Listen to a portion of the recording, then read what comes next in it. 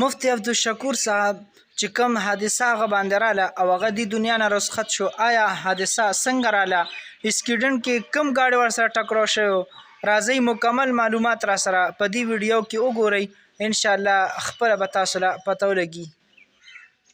ابھی جس جگہ پر میں موجود ہوں میں اس جگہ پر آئی ہوئی ہوں جہاں مفتی عبدالشکور صاحب کا ایکسیڈنٹ ہوا ہے. مفتی عبدالشکور مذہبی امور کے جو ہیں منسٹر تھے اور کچھ گھنٹوں پہلے ان کا یہاں پر ٹریفک حادثے میں انتہائی خطرناک جو ہے ایکسیڈنٹ ہوا جس میں ان کی موت ہوئی اور ہمیں انتہائی افسوس ہے. اس وقت بہت سے لوگ عوام جو ہے رنجیدہ ہے ان کے اس طرح سڈن ایکسیڈنٹ پر.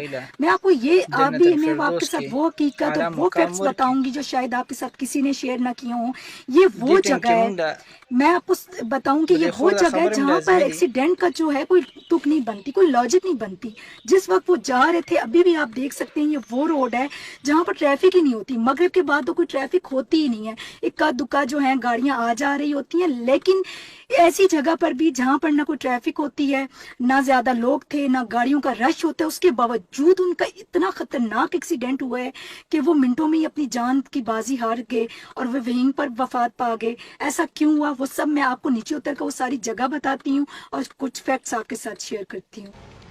اب جو بات اور جو فیکٹ میں آپ سے شیئر کرنے جا رہی ہوں یہ بات آپ کو کسی نے نہیں بتائی ہوگی. یہاں پر بہت سی رپورٹنگ ہوئی، سب میڈیا والوں نے یہ خبر تو شیئر کی لیکن یہ نہیں بتایا کہ ایکسیڈنٹ یہاں پر کیوں ہوا اور ایکسیڈنٹ یہاں پر کیوں ہوتے ہیں.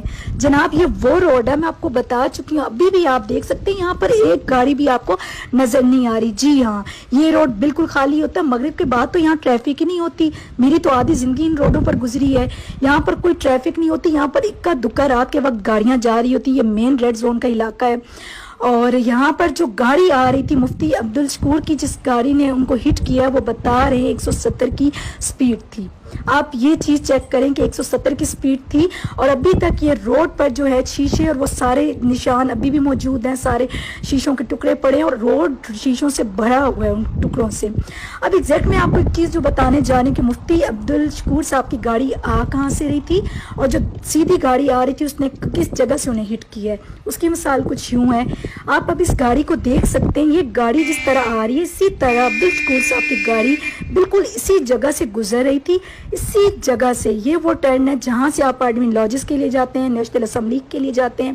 اس وقت مفتی عبدالشکور صاحب جو ہے میریٹ ہوٹل میں افطار کرنے کے بعد، ڈنر کرنے کے بعد اپنا واپس پارلیمنٹ لاجز میں جا رہے تھے.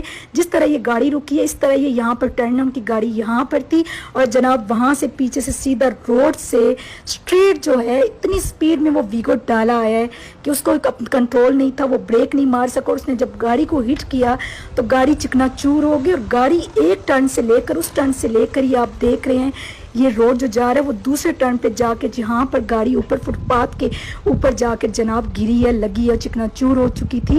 اس کے ساتھ ساتھ آدھا فٹ پاتھ کا ٹکڑا، یہ جو میں ہیڈ لائٹس یہ آپ کو دکھا رہی ہوں ٹوٹی پڑی ہیں، یہ بھی 60 ٹوٹی ہیں. اب بات بتانے کی یہ ہے کہ یہاں پر اکثر میں دیکھتی ہوں اکثر رات کو جو بھی لوگ گزرتے ہیں، لوگ نکلتے ہیں، بیوروکریٹس ہوتے ہیں، MNAs ہوتے ہیں، ان کی اولادیں ہیں، سیاستدانوں کی اولادیں ہیں، ان کے حالتہ کے ڈرائیورز تک بھی ہوتے ہیں.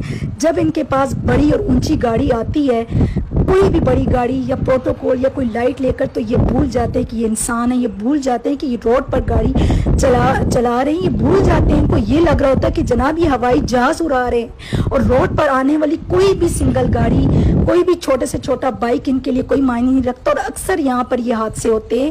یہاں پر پہلے بہت ایکسیڈنٹ ہو چکے ہیں، بہت حادثے ہو چکے ہیں، بہت سے عام لوگ مر چکے ہیں، لیکن وہ الگ بات ہے کہ وہ عام لوگ ہوتے ہیں، ان کو زیادہ ہائی لائٹ نہیں کیا جاتا. اور یہاں دوسری بات میں یہ بتا دوں کہ جس نے مفتی عبدالشکور کی گاڑی کو